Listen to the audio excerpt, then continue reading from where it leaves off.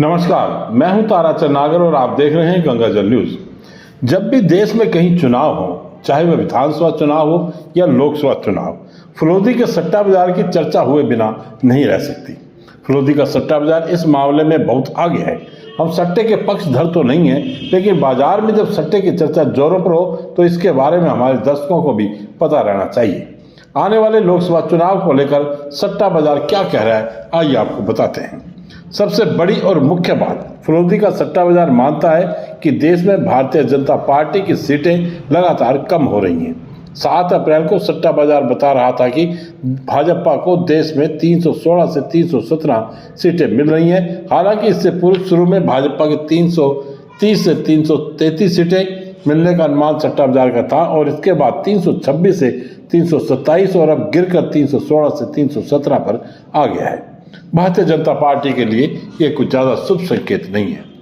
राजस्थान की बात करें तो सट्टा बाजार भाजपा को पहले 23 से 24 सीटें दे रहा था, वहीं अब यह आंकड़ा गिरकर 17-18 पर आ गया है। सट्टा बाजार के अनुसार राजस्थान में चूरू, झुंझुनू, सीकर, नागौर, बाड़मेर, सवाई माधोपुर, टोंक, डूंगरगढ़, बांसवाड़ा और भरतपुर सीट कांग्रेस की झोली में जा सकती है।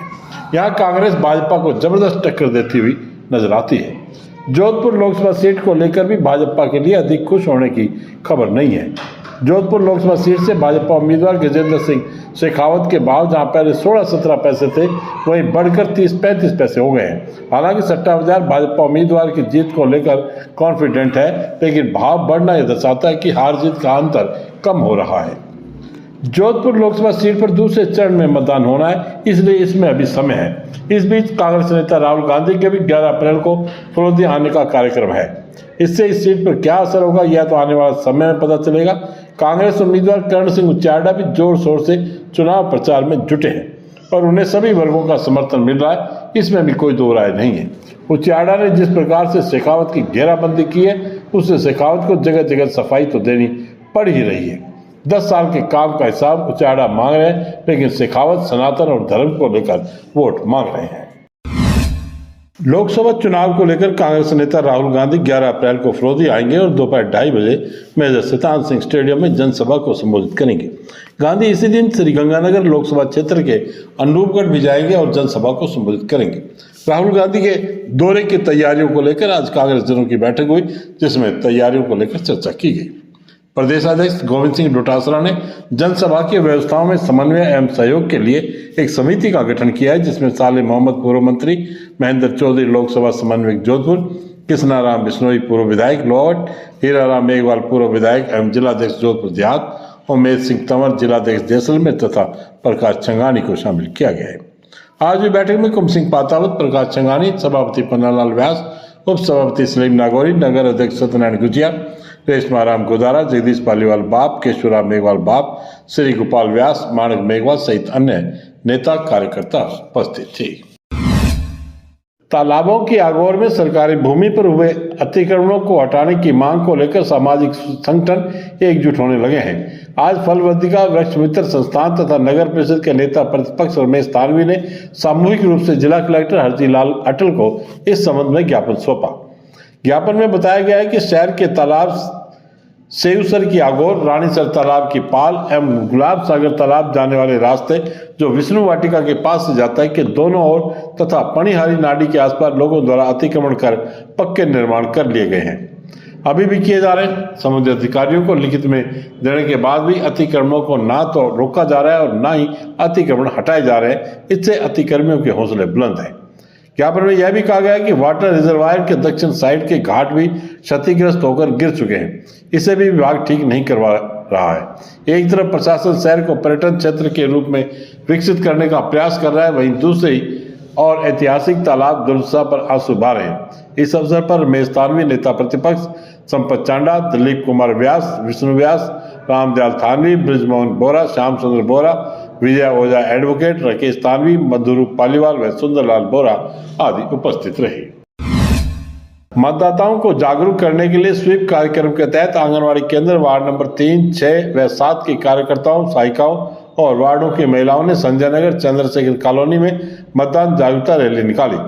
आंगनवाड़ी कार्यकर्ता श्रीमती पिंकी पुरोहित ने मतदान शपथ दिलाई और अपने अपने आंगनवाड़ी क्षेत्र में मतदान के दिन सबसे पहले मतदान फिर जलपान का अनुरोध किया। कार्यक्रम में पिंकी पुरोहित, निर्मा प्रजापत, शोभा व्यास, मीना, मूमल प्रजापत, ममता प्रजापत, संतु प्रजापत, मैना भार्गव, लाला देवी कुमावत, पुष्पा भार्गव, उषा प्रजापत, बमरी प्रजापत आदि उपस्थित रही। रैली में कार्यकर्ताओं, सहायिकाओं व महिलाओं के हाथों में मतदान जागरूकता लिखे बैनर थे। हिंदू नववर्ष व नव संवत्सर 2081 का आगाज सूर्य की प्रथम किरण के साथ होगा। विश्व हिंदू परिषद के जिलाध्यक्ष जयप्रकाश गुच्चा ने बताया कि नववर्ष का स्वागत शहर के मुख्य चौराहों पर रंगोली सजाकर व आतिशबाजी कर किया जाएगा। मातृ शक्ति व दुर्गा वाहिनी के बहनों द्वारा महिला उपाध्यक्ष हिमांशु व्यास, मातृ शक्ति की जिला संयोजिका सरिता कंवर, दुर्गा वाहिनी की जिला संयोजिका मधुबाला चौहान, ललिता माली के मार्गदर्शन में रंगोली उकेरी जाएगी। रंगोली के माध्यम से 26 अप्रैल को मतदान का संदेश दिया जाएगा। प्रत्येक चौराहे पर राहगीरों का स्वागत कर नववर्ष की शुभकामना दी जाएगी। वह 100% मतदान की अपील की जाएगी। ब्रिजमोहन गुचिया, लीलाधर भार्गव, गोपाल सैनी, लक्ष्मण कुमावत, अशोक व्यास, प्रकाश शर्मा आदि कार्यकर्ताओं ने शहर के मुख्य मार्गों पर घर घर संपर्क कर प्रत्येक घर पर भगवा ध्वज फहराने के लिए प्रोत्साहित किया। रॉयल पाकोयो स्कूल में विश्व स्वास्थ्य दिवस पर हेल्थ कैंप लगाया गया। कैंप में डॉक्टर सोनाली मीणा ने बच्चों के स्वास्थ्य एवं दांतों का चेकअप किया और स्वस्थ रहने के टिप्स दिए। जिन बच्चों को ट्रीटमेंट की जरूरत थी उन्हें आवश्यक विटामिन की जानकारी लिख कर दी गई। स्कूल की सेक्रेटरी मीना बोहरा ने भी बच्चों को भोजन के बारे में बताया। शाला प्रधान स्नेहलता शर्मा ने बच्चों को दोनों समय दांत साफ करने का संदेश दिया तथा निर्देशक निखिल बोहरा ने खाने से पहले हाथ धोने की सलाह दी। अध्यापिका पूजा बोहरा और सुधा जोशी ने धन्यवाद दिया। लायंस क्लब की रीजन कॉन्फ्रेंस बाड़मेर में आरसी मुकेश जैन की अध्यक्षता हुई। कॉन्फ्रेंस में डॉक्टर संजीव जैन सहित अन्य अधिकारी उपस्थित थे। कार्यक्रम में लायंस क्लब फलौदी मरुवीरा ने विभिन्न पुरस्कार जीते। मुख्य पुरस्कार अध्यक्ष सुलेखा गाड़ोदिया को प्रांत में बेस्ट अध्यक्ष और लीडरशिप के लिए दिया गया। उपस्थित जनों ने तालियां बजाकर उनका स्वागत किया।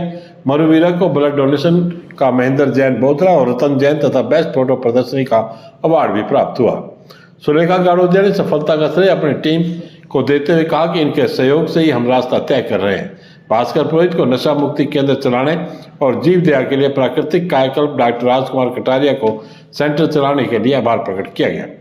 उन्होंने doctor Arun Mathur, Prakash Changani, Kanta Pawar, doctor Madhu Sharma, doctor Pankaj Thanvi, Tapasya Singh, Kalpana, doctor Niranjan Mehra, doctor Anjula Hasdev, JP Joshi advocate, Ramdev Gadodia, Meena और प्रेमा गाड़ोदिया का भी आभार जताया जिनके सहयोग से वे आगे बढ़ पाई हैं।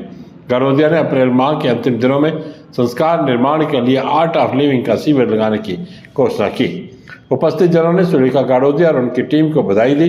महिला सशक्तिकरण का प्रोजेक्ट फलौदी मरुवीरा की बैनर प्रेजेंट्स और प्रोजेक्ट 3 किताबें विमोचन करने का आभार जताया और अवार्ड से सम्मानित किया। आज बस इतने ही समाचार। कल फिर आपसे मुलाकात होगी। तब तक के लिए मुझे दें आज्ञा। धन्यवाद। शुभ रात्रि।